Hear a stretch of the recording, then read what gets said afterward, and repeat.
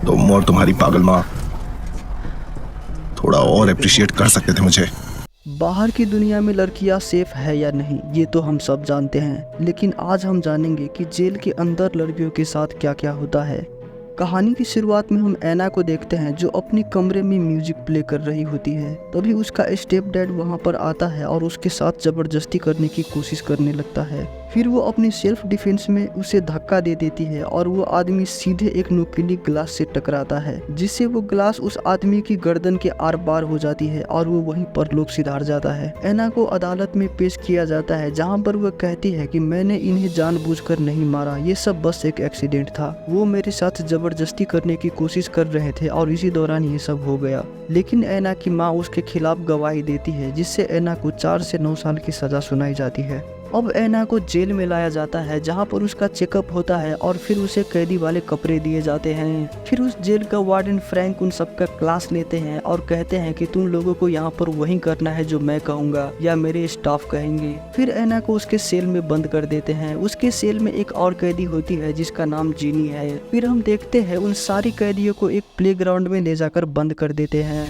उस जेल में 2 गैंग होते हैं, व्हाइट गैंग और ब्लैक गैंग। व्हाइट गैंग की लीडर कोडी ऐना से मिलने आती है और उसे हरास करने लगती है। उसका मन इतने से नहीं भरता है तो वो अपनी पूरी गैंग के साथ ऐना को एक कमरे में बंद करके बुरी तरह से मारती है। फिर ऐना को हॉस्पिटल ले जाते हैं और फिर पूछताछ के लिए उसे फ्रैंक के पास लाया जाता है, जहाँ पर फ्रैंक उसके सामने प्रपोजल रखता है कि अगर तुम मेरे साथ इंटीमेट होते हो तो मैं तुम्हारे प्रोटेक्शन का जिम्मा लूंगा और फिर कोई भी तुम्हें परेशान नहीं करेंगे। लेकिन ऐना उसे मना कर देती है और वहाँ से चली जाती है। ऐना अपने सेल में आती है और जिनी के साथ बात करते करते इंटीमेट होने लगती है। सीन चेंज होता है और हम देखते हैं कि ब्लैक गैंग की लीडर भी अब उसे परेशान कर रही होती है। फिर ऐना को ना चाहते हुए भी कोडी के साथ फ्रेंडशिप करना पड़ता है।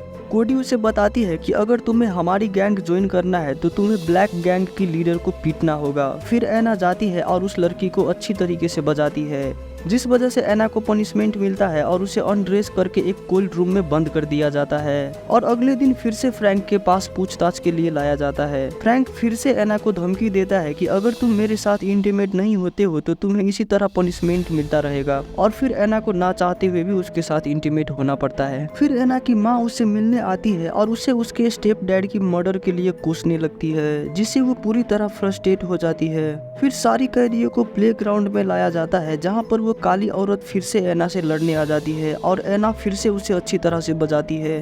ऐना को फिर से फ्रैंक के पास लाया जाता है और इस बार फ्रैंक उसे नशा करवाता है और फिर उसके साथ इंटीमेट होता है। अब ऐना पूरी तरह डिप्रेशन में चली जाती है और हर वक्त नशा करने लगती है। वो फिर से फ्रैंक के पास जाती है और उसे कहती है कि तुम मेरे शरीर के साथ जो मर्जी है करो, पर मुझे यहाँ से आजाद करवाओ। फिर फ्रैंक उसे कहता है कि ठीक है, मैं तुम्हारे पैरोल के लिए अप्लाई कर देता हूँ। अगली बार जब ऐना फ्रैंक से मिलने जाती है तब वो कोडी की टेप रिकॉर्डर ले जाती है और जब फ्रैंक उससे इंटीमेट होता है तब वो सारी चीजें रिकॉर्ड कर लेती है, क्योंकि ऐना को पता होता है कि फ्रैंक उसको डबल क्रॉस करेगा। सीन चेंज होता है और हम देखते हैं ऐना की पैरोल ग्रांट करने के लिए बाहर से बड़े बड़े ऑफिसर्स आए होते हैं और फिर एज एक्सपेक्टेड फ्रैंक ऐना को धोखा दे देता है। वो वहाँ पर गवाही दे देता है कि ऐना की ट्रैक रिकॉर्ड ठीक नहीं है, इसीलिए इसे पैरोल नहीं मिलना चाहिए। फिर ऐना वो टेप रिकॉर्डर निकालती है और उन सारे कर्मचारियों को उसकी वीडियोस दिखाने लगती है। फिर फ्रैंक को अरेस्ट कर लिया जाता है और ऐना को आजाद कर दिया जाता है और ये कहानी यहीं पर एंड हो जाती है।